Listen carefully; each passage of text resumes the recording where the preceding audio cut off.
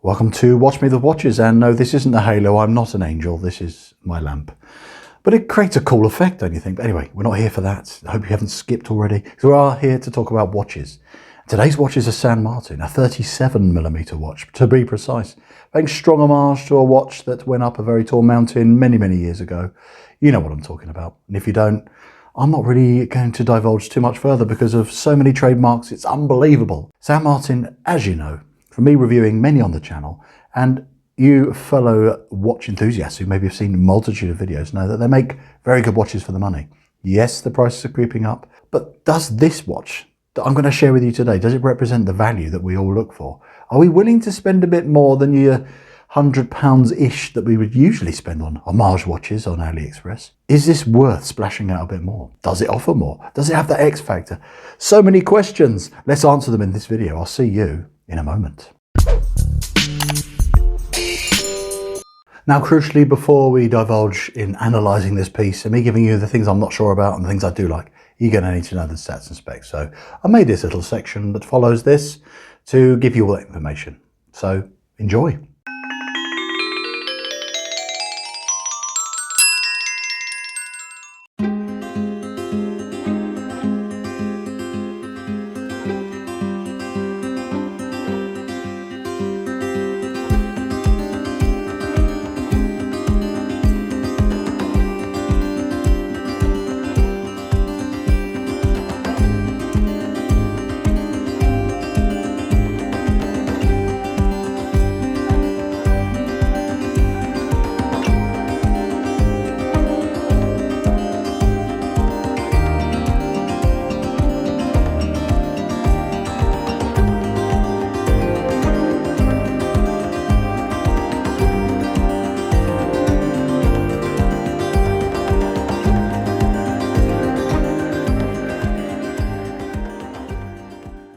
So here it is, the delightful San Martin. Now, let's get it off its presentation plinth, and I'll discuss first of all the dislikes. First of all, heavy crown action. When you unscrew it, and even when the movement's wound down a bit, when you start to wind it, it feels quite heavy. It feels like if I turn this much harder, something inside might snap or break, which I've had before with the PT5000, so it doesn't feel reassuring. And then that moves on to the slightly awkward crown for screwing back in. You have to definitely back it off to get it to screw in, and it's heavy to continue screwing in. It doesn't ease off at all. Next one, ever so slightly imbalanced proportions to a few things. Now, this is a 37mm case size. I feel like the tiny refinements I recommend is around here, the hips, if you will, where the lugs are. I reckon this could have been slimmed down a bit, made these lugs just a little bit slimmer. Maybe take 1 to 2 mil off and have it blend in a bit, just to add a little bit of elegance back into it. And then we've got a nice taper here on the bracelet, which I like. That's proportionally nice. And the clasp is decent, but the only downside to that is it's quite thick. This looks almost as thick as the watch, but it's not unacceptably so. I say it's on the cusp of being a bit too chunky. Dial, bit bland, but so are all the other watches that follow the pattern of homaging this kind of watch. It's meant to be kind of a flat black dial, but they could have pimped it out a bit by going for full black enamel, full gloss, things like that. That would have just helped that dial pop a bit. Or even go sunburst. Why not? It's an homage. You've got creative reign. Why not just do a little bit of something different? Have a few other color options rather than just black or blue. Why not green, ruby red, something different? Or even go for white with black indices. I don't know. Make it look like a modder's watch. Give us some more options other than something that's very monotone all the time and just always asking us what kind of logo do we want. You guys work on the branding, we just tell you what colours we like. Let's focus on that a bit more. Then moving on, we've got slightly squeaky end links. It's not squeaky now. These are a bit stiff, as you can see. It's a little bit stiff, but it's a bit squeaky. But you don't notice it on wrist. It's only when you take it off, you just hear it sort of going squeaky squeak as you take it off. And it's slightly expensive. It's hard to get this for 200-ish. Nothing at the moment for less than £200 for this watch. The AliExpress sale is going to be the best time to get one of these for a little bit less, definitely, but it does have an amazing spec, and it's kind of the most I'll be happy to spend on one of these San Martin watches. I would have preferred this with an NH38, and it was £150. Honestly, I don't mind the NH38, you know, and then because this still has, by the way, a ghost position, and that annoys me on any watch, especially one that's £200 or more, and they could have put something else in. But, you know, the plus side, though, going back to this, is crown's fiddly. The benefit of this PT5000 is very slim. We are eventually screwed in, and yeah, it's a very slim watch, and that is hugely helped by that movement. So the compromise, I would say, for the elegance of the design would be to stick with the PT5000, and unfortunately you have to live with that annoying ghost position. Or another compromise, a Myoto 9000 movement, 9039 without the ghost position, and you still have the slimness. These are just my ideas as well as criticisms. Now we can move on to the likes, because there are many. It's one of those watches which, even though I've given a bit of a roasting, it still has far more positives than negatives. The fit and finish of this watch is very good. It's got all the beautiful polishing elements that have done so smoothly. The brushing is exquisite. So smooth, they really know how to do their brushing. Very neat and tidy. And they've sorted out the sharp edges. These bits here aren't as bad as they used to be on San Martins, you know, the lugs. And they've really honed where the edges are on the bracelet. They're nice and smooth. And there's definitely the clasps as well. There's no sharp edges anywhere. Very nice, very soft to the touch.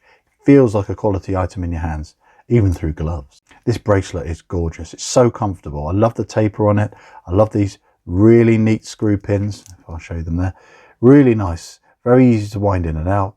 And this clasp is a joy to use. It's so smooth, really nice to get on your wrist, and it just has a lovely click.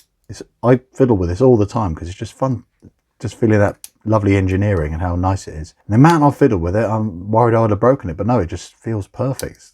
The loom is sensational on here, even though this hasn't got applied indices that can be filled with 15 layers like they do on the dive style watches. This, even though these are applied in a different way, it still has fantastic loom. It lasts really well, especially in the hands, and that's the crucial bit, to be honest. That's the bit that you need to read the time with.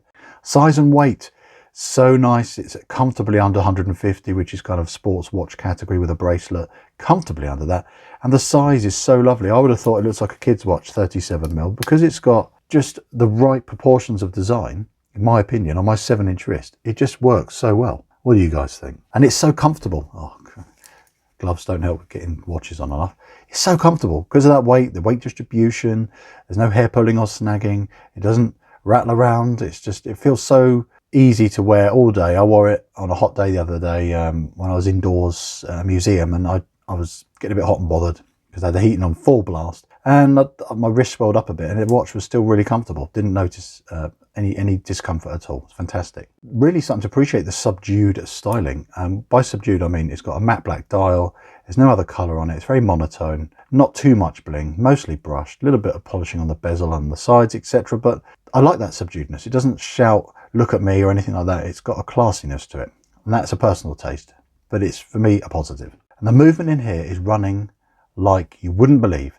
They obviously regulate these movements. I know San Martin actually do regulate their movements. And generally, I've not had any problems with the timekeeping of their watches. And this is the best running watch I've ever had from them. I put it in 4 different positions on my time grapher. And the worst score it got was dial up, I think it was. And it was -2 seconds a day rate change. And then I tried it in all the others, and it stayed flat rate at 0. So that is running beautifully. And I've mentioned it earlier already, this clasp action. I'm just an absolute nerd for this. It's just so perfect. Love it. And finally, look here. Look at that logo. Look at that logo. And then look at this logo. All 3 are the same. The 39mm vintage style one they did, very similar to this, a little bit bigger, obviously, and had a domed crystal. That on the watch had 3 different things.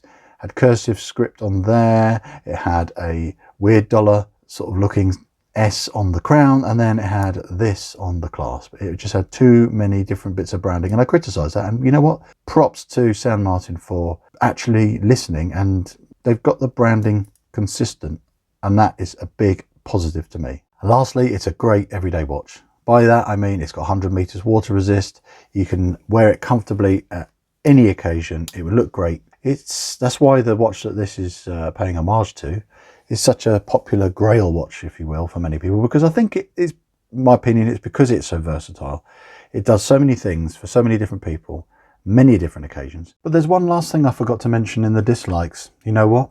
I'm not doing a strap show for this watch. Warning. And the main reason is why is because this watch, this naughty watch, damaged one of my leather straps as I put it on to try it out. When you take the bracelet off, under here, this point here is razor sharp. And when the strap is conforming in there, you know, to wrap around your wrist, it's sort of moving like that.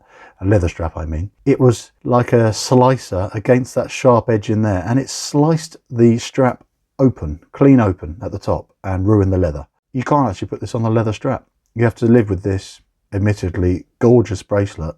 You maybe have to put it on a NATO style strap. I'm a bit annoyed at that. So the San Martin, it has grown on me, not literally, because that would be rather alarming, but it's grown on me emotionally. It's kind of got in under my skin. Again, not literally, because that would be disgusting. I've enjoyed this watch.